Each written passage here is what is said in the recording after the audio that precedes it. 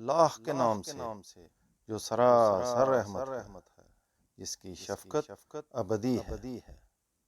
یہ سورہ طٰہٰ ہے۔ ہم نے یہ قرآن تم پر اس لیے نازل نہیں کیا ہے کہ تم مصیبت میں پڑ جاؤ۔ یہ تو صرف ایک یاد دہانی ہے ان کے لیے جو بن دیکھے اپنے پروردگار سے ڈریں۔ یہ نہایت اہتمام کے ساتھ اس ہستی کی طرف سے نازل کیا گیا ہے جس نے زمین کو اور تمہارے اوپر ان اونچے آسمانوں کو پیدا کیا ہے۔ وہی رحمان وہ اس کائنات کے تخت سلطنت پر جلوہ فرما ہے۔ زمین اور آسمانوں میں جو کچھ ہے اور جو کچھ ان کے درمیان ہے اور جو کچھ زمین کے نیچے ہے، سب اسی کے اختیار میں ہے۔ تم چاہے اپنی بات علانیہ کہو یا چپکے سے کہو، اس سے کچھ بھی چھپا ہوا نہیں ہے، اس لیے کہ وہ تو چپکے سے کہی ہوئی بات بلکہ اس سے زیادہ مخفی باتوں کو بھی جانتا ہے۔ وہ اللہ ہے، اس کے سوا کوئی الہ نہیں۔ تمام اچھے نام اسی کے ہیں۔ تمہیں کچھ موسیٰ کی سرگزشت بھی پہنچی ہے جب اس نے دور ایک شعلہ دیکھا تو اپنے گھر والوں سے کہا، تم لوگ ذرا ٹھہرو، مجھے آگ سی دکھائی دی ہے، میں وہاں جاتا ہوں، شاید اس میں سے تمہارے لیے ایک آدھ انگارہ لے آؤں یا آگ پر بیٹھے ہوئے لوگوں سے مجھے راستے کا کچھ پتہ مل جائے۔ پھر جب وہ اس کے پاس پہنچا تو آواز آئی، اے موسیٰ، یہ تو میں تمہارا پروردگار ہوں، سو اپنے جوتے اتار دو، اس لیے کہ تم طویٰ کی مقدس وادی میں ہو اور میں نے تمہیں منتخب کر لیا ہے، لہٰذا جو وحی کی جا رہی ہے اس کو توجہ سے سنو۔ اس میں شبہ نہیں کہ میں ہی اللہ ہوں، میرے سوا کوئی الہ نہیں ہے، سو میری ہی بندگی کرو اور میری یاد کے لیے نماز کا اہتمام رکھو۔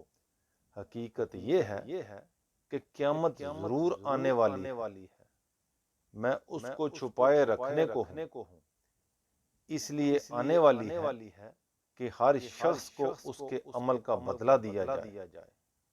چنانچہ کوئی ایسا شخص جو آخرت پر ایمان نہیں رکھتا اور اپنی خواہشوں کا پیرو ہے، تم کو نماز سے روک نہ دے کہ تم ہلاک ہو جاؤ۔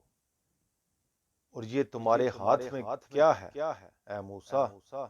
اس نے کہا، یہ میری لاٹھی ہے، میں اس پر ٹیک لگاتا ہوں اور اس سے اپنی بکریوں پر پتے جھاڑتا ہوں، اور اس میں میرے کچھ دوسرے کام بھی ہیں۔ فرمایا، اس کو زمین پر ڈال دو۔ اے موسیٰ، اس پر موسیٰ نے لاٹھی کو زمین پر ڈال دیا تو کیا دیکھتا ہے کہ وہ ایک سانپ ہے جو دوڑ رہا ہے۔ فرمایا، اس کو اٹھا لو اور ڈرو نہیں، ابھی ہم اس کو ویسا ہی کر دیں گے جیسی یہ پہلے تھی، اور اپنے ہاتھ کو ذرا تم اپنے بازو کی طرف سکیڑو، وہ بغیر کسی بیماری کے سفید ہو کر نکلے گا۔ ایک دوسری نشانی کے طور پر یہ اس لیے کہ ان کے ذریعے سے ہم اپنی کچھ بڑی بڑی نشانیاں تمہیں دکھائیں۔ اچھا، اب فرعون کے پاس جاؤ، وہ بہت سرکش ہو گیا ہے۔ موسیٰ نے عرض کیا، پروردگار، تو میرا سینہ کھول دے اور میرے کام کو میرے لیے آسان بنا دے اور میری زبان کی گرہ سلجھا دے کہ لوگ میری بات کو سمجھیں، اور میرے خاندان سے تو میرے لیے ایک وزیر مقرر کر دے، ہارون کو جو میرا بھائی ہے، اس کے ذریعے سے تو میری کمر کو مضبوط کر اور اس کو میری ذمہ داری میں شریک بنا دے کہ ہم زیادہ سے زیادہ تیری تسبیح و تقدیس کریں اور زیادہ سے زیادہ تیرا چرچا پھیلائیں۔ بے شک تو برابر ہمارے حال پر نگران رہا ہے۔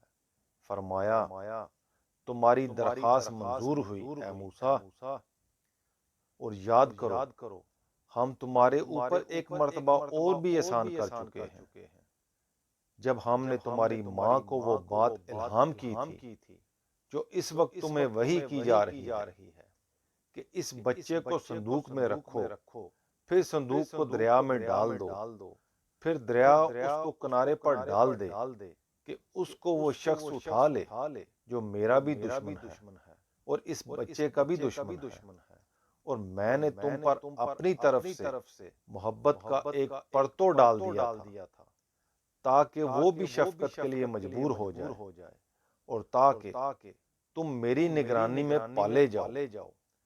اس وقت جب تمہاری بہن اجنبی بن کر بار بار جاتی، پھر ان سے کہتی تھی کہ تم کہو تو میں تمہیں ان لوگوں کا پتہ بتا دوں جو اس بچے کی پرورش کریں۔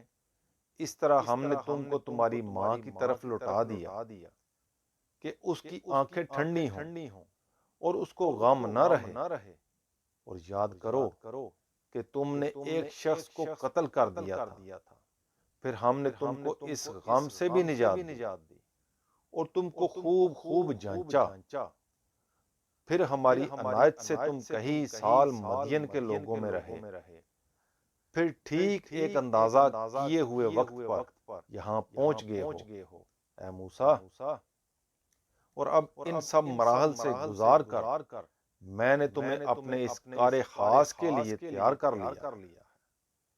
اس کے بعد موسیٰ مصر پہنچے تو ارشاد ہوا، تم اور تمہارا بھائی میری نشانیوں کے ساتھ جاؤ اور دیکھو، میرے ذکر میں سستی نہ کرنا، تم دونوں فرعون کے پاس جاؤ، حقیقت یہ ہے کہ وہ بہت سرکش ہو گیا ہے، سو اس سے نرمی کے ساتھ بات کرنا، شاید وہ یاد دہانی حاصل کرے یا میرے عطاب سے ڈرے۔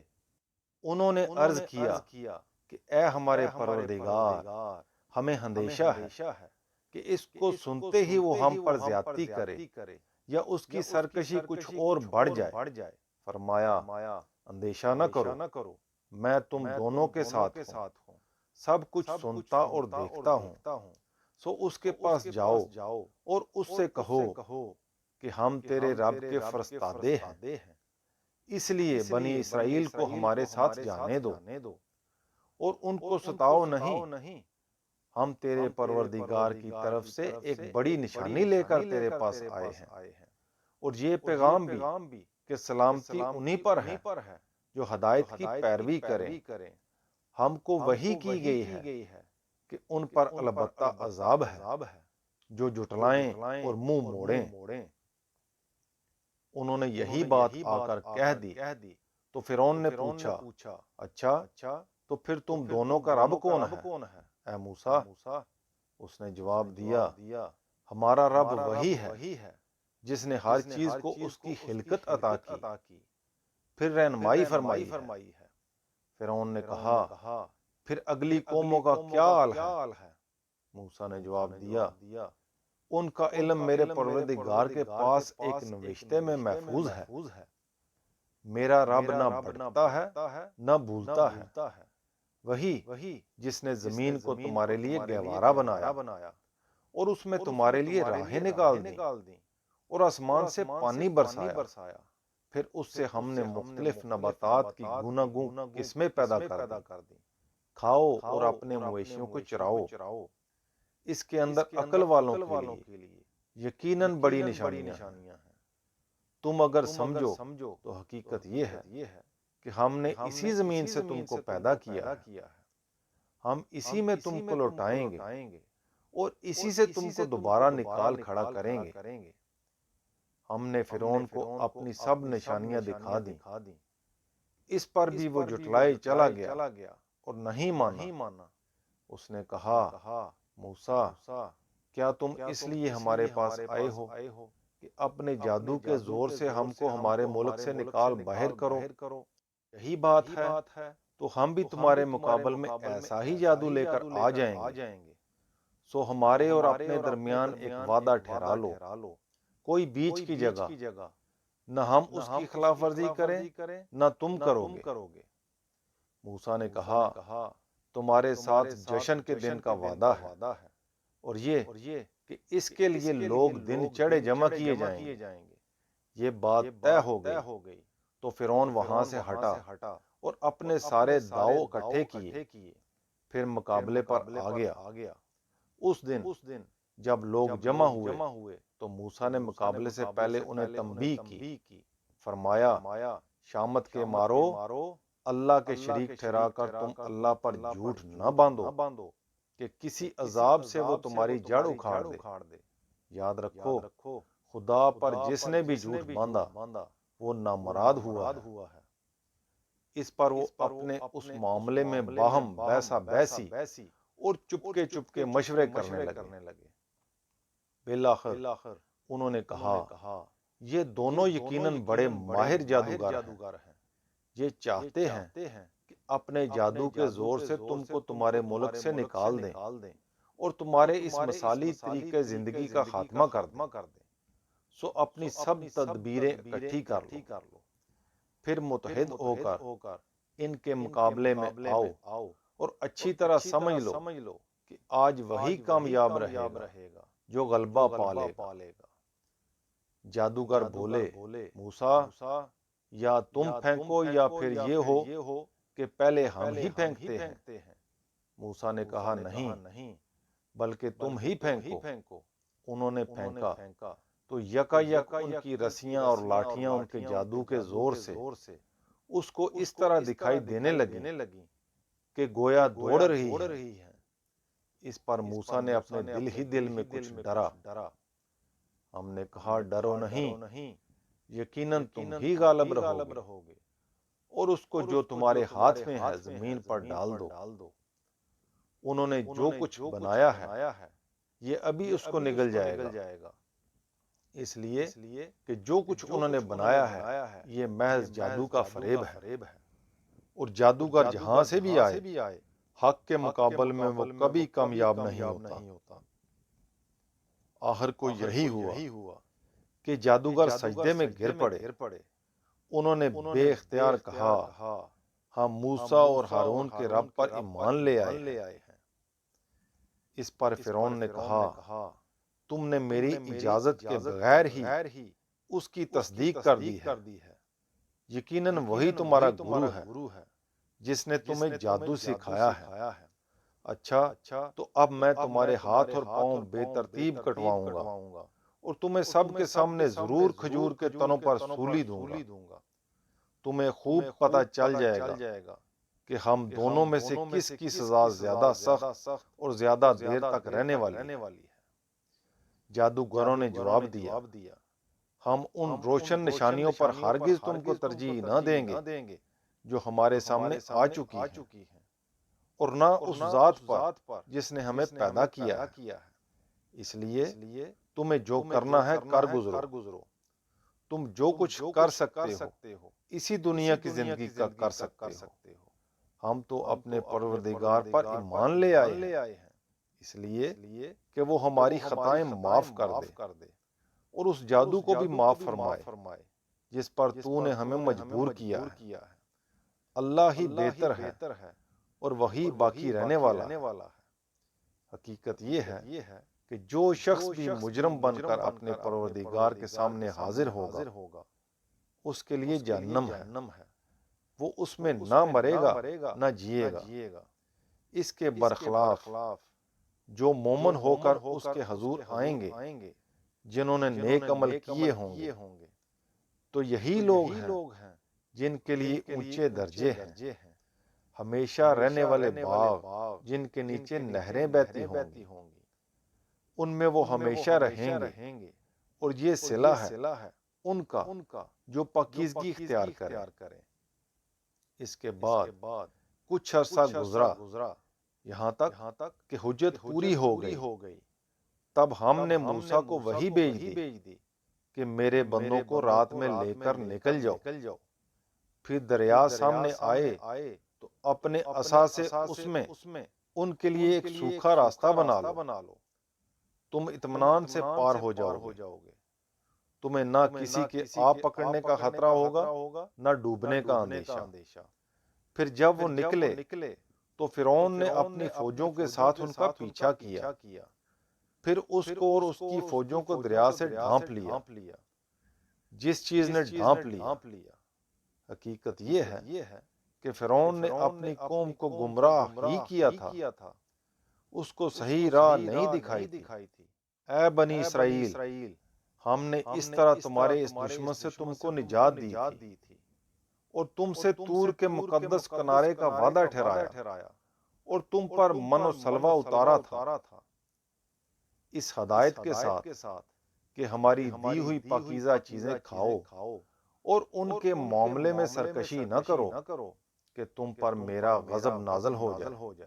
اور یاد رکھو کہ جس پر میرا غضب نازل ہوا وہ پھر گر کے رہا، البتہ جو توبہ کریں اور ایمان لائیں اور اچھے عمل کریں پھر ہدایت پر رہیں تو ان کے لیے میں بہت زیادہ بخشنے والا ہوں۔ پھر ہوا یہ کہ موسیٰ اس وعدے کے لیے وقت سے پہلے ہی پہنچ گیا۔ فرمایا، یہ اپنی قوم کو چھوڑ کر تم جلدی کیوں چلے آئے ہو؟ موسیٰ، اس نے عرض کیا، وہ لوگ بھی یہ میرے پیچھے ہی ہیں، اور پروردگار میں تیری خوشنودی کے لیے تیرے حضور جلدی چلا آیا ہوں۔ فرمایا، اچھا یہ بات ہے تو سن لو کہ ہم نے تمہاری قوم کو تمہارے پیچھے فتنے میں ڈال دیا اور سامری نے ان کو گمراہ کر ڈالا ہے۔ اس پر موسیٰ سخت غصے اور افسوس کی حالت میں اپنی قوم کی طرف پلٹا۔ اس نے جا کر ان سے کہا، میری قوم کے لوگوں، کیا تمہارے پروردگار نے تم سے نہایت اچھا وعدہ نہیں کیا تھا؟ پھر کیا تم پر زیادہ وقت گزر گیا یا تم نے یہ چاہا کہ تم پر تمہارے پروردگار کا غضب نازل ہو، اس لیے تم نے میرے عہد کی خلاف ورزی کر ڈالی ہے؟ انہوں نے جواب دیا، ہم نے آپ کے ساتھ وعدے کی خلاف ورزی کچھ اپنے اختیار سے نہیں کی ہے، بلکہ ہوا یہ کہ ہم سے لوگوں کے زیورات کا بوجھ اٹھوایا گیا تھا، پھر ان کے مطالبے پر وہ ہم نے اتار پھینکا، اور اس طرح سامری نے یہ ہنر دکھایا ہے۔ سو انہی کے زیورات سے سامری نے ان کے لیے ایک بچڑا بنا کر نکال کھڑا کیا، ایک دڑ جس سے بیل کسی آواز نکلتی تھی۔ اس پر وہ کہنے لگے کہ یہی تمہارا معبود ہے اور یہی موسیٰ کا معبود ہے، مگر وہ اسے بھول گیا ہے۔ ان پر افسوس، پھر کیا وہ دیکھتے نہیں تھے کہ وہ نہ ان کی کسی بات کا جواب دے سکتا ہے اور نہ ان کو کوئی نفع یا نقصان پہنچا سکتا ہے۔ ہارون اس سے پہلے ہی ان سے کہہ چکا تھا کہ میری قوم کے لوگوں، تم اس بچھڑے کے ذریعے سے فتنے میں ڈال دیے گئے ہو۔ تمہارا پروردگار تو حقیقت میں خدائے رحمان ہے، سو تم میری پیروی کرو اور میری بات مانو۔ مگر انہوں نے کہہ دیا کہ ہم تو اسی بچھڑے کی پرستش میں لگے رہیں گے جب تک موسیٰ لوٹ کر ہمارے پاس نہ آ جائے۔ سو قوم کے سرداروں سے پوچھنے کے بعد موسیٰ ہارون کی طرف پلٹا اور بولا، ہارون، جب تم نے دیکھا کہ یہ گمراہ ہو جا رہے ہیں تو تمہارا ہاتھ کس چیز نے پکڑ لیا تھا کہ تم میری پیروی نہ کرو؟ پھر کیا تم نے میرے حکم کی نافرمانی کر ڈالی؟ ہارون نے جواب دیا، اے میری ماں کے جنے، نہ میری داڑھی پکڑو نہ میرا سر۔ مجھے اندیشہ ہوا کہ تم آ کر کہو گے کہ تم نے بنی اسرائیل کے درمیان پھوٹ ڈال دی اور میری بات کا لحاظ نہیں کیا ہے۔ موسیٰ نے کہا، اور سامری تیرا کیا معاملہ ہے؟ اس نے جواب دیا، میں نے وہ چیز دیکھی جو دوسروں نے نہیں دیکھی، تو اسی کے مطابق میں نے فرستادہ الہی کے نقش قدم سے ایک مٹھی خاک اٹھا لی، پھر اس کو بچھڑے میں ڈال دیا۔ میرے نفس نے مجھے کچھ ایسا ہی سجایا تھا۔ موسیٰ نے کہا، یہ بات ہے تو دور ہو، اب زندگی بھر تجھے یہی کہنا ہے کہ مجھے کوئی چھوئے نہیں، اور مرنے کے بعد تیرے لیے وعدے کا ایک وقت اور بھی ہے جو تجھ سے کسی طرح ٹلے گا نہیں، اور اپنے اس معبود کو دیکھ جس پر تو لگا بیٹھا تھا۔ ہمارا فیصلہ ہے کہ ہم ابھی اس کو جلا دیں گے، پھر دریا میں بکھیر کر بہا دیں گے۔ لوگو، تمہارا معبود تو صرف اللہ ہے، جس کے سوا کوئی معبود نہیں ہے، اس کا علم ہر چیز پر حاوی ہے۔ اسی طرح اے پیغمبر، ہم تمہیں ماضی کی سرگزشتیں سناتے ہیں، اور اس کے لیے ہم نے خاص اپنے پاس سے تم کو ایک یاد دہانی عطا فرما دی ہے۔ جو اس سے منہ موڑیں گے وہ قیامت کے دن ایک بھاری بوجھ اٹھائیں گے اور ہمیشہ اسی کے وبال میں رہیں گے، اور قیامت کے دن وہ ان کے لیے بہت برا بوجھ ہوگا، جس دن سور پھونکا جائے گا، اور مجرموں کو ہم اس دن اس حال میں اکٹھا کریں گے کہ خوف کے مارے ان کی آنکھیں نیلی پڑی ہوں گی۔ وہ چپکے آپس میں کہتے ہوں گے کہ تم دنیا میں مشکل سے 10 دن رہے ہوگے۔ ہمیں خوب معلوم ہے جو کچھ وہ کہیں گے، جبکہ ان میں سے جو ان کے خیال میں سب سے بہتر اندازہ لگانے والا ہوگا، وہ کہے گا کہ تم ایک دن سے زیادہ نہیں رہے ہو۔ وہ تم سے پہاڑوں کے بارے میں پوچھتے ہیں کہ اس دن ان کا کیا بنے گا، تو کہو کہ میرا رب ان کو دھول بنا کر اڑا دے گا، پھر زمین کو چٹیل میدان بنا کر چھوڑ دے گا کہ تم اس میں کوئی موڑ اور کوئی ٹیلا نہ دیکھو گے۔ اس دن سب پکارنے والے کے پیچھے چل پڑیں گے، اس سے ذرا ادھر ادھر نہ ہو سکیں گے، اور تمام آوازیں خدائے رحمان کے آگے پست ہو جائیں گی۔ سو تم ایک دبی سرگوشی کے سوا کچھ نہ سنو گے۔ اس دن شفاعت نفع نہ دے گی، الا یہ کہ رحمان کسی کو اجازت دے اور اس کے لیے کوئی بات کہنا پسند کرے، اس لیے کہ وہ ان کے آگے اور پیچھے جو کچھ ہے اس کو جانتا ہے، اور ان کا علم اس کا احاطہ نہیں کر سکتا۔ سب کے چہرے اسی حی و قیوم کے سامنے جھکے ہوں گے۔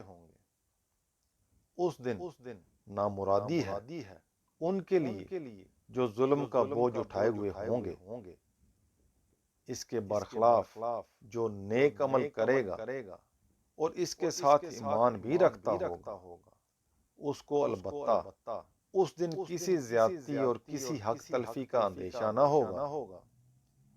ہم نے اے پیغمبر اس یاد دہانی کو اسی طرح عربی قرآن کی صورت میں اتارا ہے، اور اس میں اپنی وعید طرح سے بیان کر دی ہے، تاکہ یہ لوگ خدا کے غضب سے بچیں یا ان کے اندر وہ کچھ سوچ پیدا کر دے۔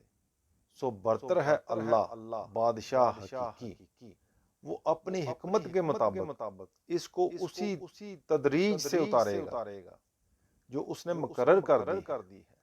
اور دیکھو، تم اپنی طرف اس کی وحی کے پورا ہو جانے سے پہلے اس قرآن کو پانے کی جلدی نہ کرو، اور دعا کرتے رہو کہ پروردگار میرا علم زیادہ کر دے، اس لیے کہ تم جس ذمہ داری کو پورا کرنے کے لیے بھیجے گئے ہو وہ ایک بھاری ذمہ داری ہے۔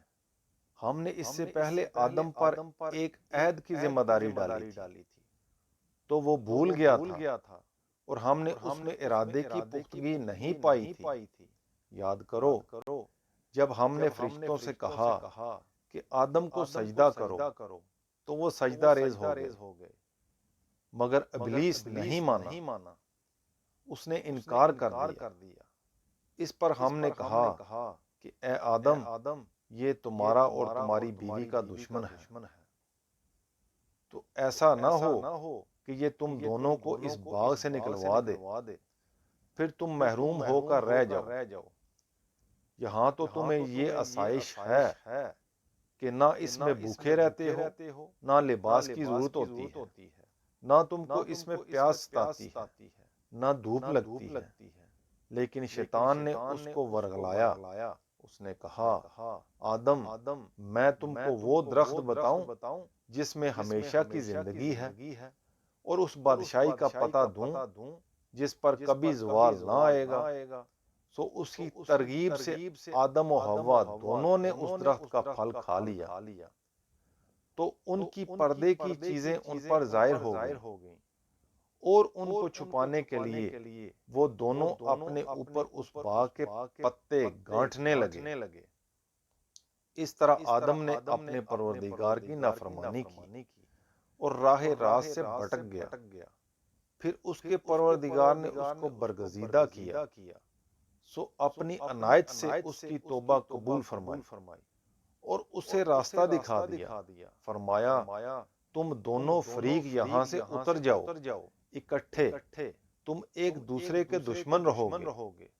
پھر میری طرف سے اگر کوئی ہدایت تمہارے پاس آئے تو اس کی پیروی کرو، اس لیے کہ جو میری ہدایت کی پیروی کرے گا وہ نہ گمراہ ہوگا نہ محروم رہے گا، اور جو میری یاد دہانی سے منہ موڑے گا تو اس کے لیے تنگی کی زندگی ہے، اور قیامت کے دن ہم اس کو اندھا اٹھائیں گے۔ وہ کہے گا پروردگار تو نے مجھے اندھا کیوں اٹھایا ہے؟ میں تو آنکھوں والا تھا۔ ارشاد ہوگا ہماری آیتیں تمہارے پاس آئی تھیں تو تم نے اسی طرح انہیں نظر انداز کر دیا تھا، آج تمہیں بھی اسی طرح نظر انداز کر دیا جائے گا۔ ہم ان کو جو حد سے گزر گئے اور اپنے پروردگار کی آیتوں پر ایمان نہیں لائے، اسی طرح بدلہ دیں گے، اور آخرت کا عذاب تو زیادہ سخت اور زیادہ دیر پا ہے۔ پھر کیا ان لوگوں کو اس سے ہدایت نہیں ہوئی کہ ان سے پہلے ہم کتنی ہی قوموں کو ہلاک کر چکے ہیں، جن کی بستیوں میں اب یہ چلتے پھرتے ہیں۔ حقیقت یہ ہے کہ اس میں عقل والوں کے لیے بڑی نشانیاں ہیں۔ تمہارے پروردگار کی طرف سے اے پیغمبر اگر ایک بات پہلے طے نہ کر دی گئی ہوتی اور مہلت کی ایک مقرر مدت نہ ہوتی تو جو رویہ انہوں نے اختیار کیا ہے اس کی پاداش میں ان پر لازماً عذاب آ جاتا۔ سو جو کچھ یہ کہتے ہیں اس پر صبر کرو اور اپنے پروردگار کی حمد کے ساتھ اس کی تسبیح کرتے رہو، سورج کے نکلنے اور اس کے غروب ہونے سے پہلے اور رات کے اوقات میں بھی تسبیح کرو، اور دن کے کناروں پر بھی، اس لیے کہ اس کے صلے میں خدا کی عنایتوں سے نہال ہو جاؤ، اور ان کے بعض گروہوں کو دنیوی زندگی کی رونق کا جو ساز و سامان ہم نے اس میں ان کی آسائش کے لیے دے رکھا ہے اس کی طرف آنکھ اٹھا کر بھی نہ دیکھو، اور یاد رکھو کہ تمہارے پروردگار کا رزق ہی بہتر ہے اور وہی باقی رہنے والا ہے۔ تم اپنے لوگوں کو نماز کی تلقین کرو اور خود بھی اس کی پابند رہو۔ ہم ان کے لیے تم سے کوئی رزق نہیں مانگتے کہ تمہیں کسی کے ساز و سامان کی طرف دیکھنے کی ضرورت ہو۔ رزق تو ہم تمہیں دیں گے، ہم تم سے تقوی کا تقاضا کرتے ہیں، اور انجام کی فیروز مندی تقوی ہی کے لیے ہے۔ انہیں اصرار ہے کہ اپنے پروردگار کے پاس سے یہ ہمارے لیے کوئی نشانی کیوں نہیں لاتے؟ کیا ان کے پاس اگلے صحیفوں میں جو کچھ ہے اس کی گواہی نہیں پہنچی؟ اگر ہم ان کو اس سے پہلے ہی کسی عذاب سے ہلاک کر دیتے تو یہ کہتے کہ پروردگار تو نے ہمارے پاس کوئی رسول کیوں نہ بھیجا کہ ذلیل و رسوا ہونے سے پہلے ہم تیری آیتوں کی پیروی اختیار کر لیتے۔ ان سے کہو کہ ہر ایک منتظر ہے تو تم بھی انتظار کرو، پھر انقریب جان لوگے کہ کون سیدھی راہ پر چلنے والا ہے اور کون برسرے غلط ہے، اور کون منزل تک پہنچا اور کون راہ سے بھٹک گیا ہے۔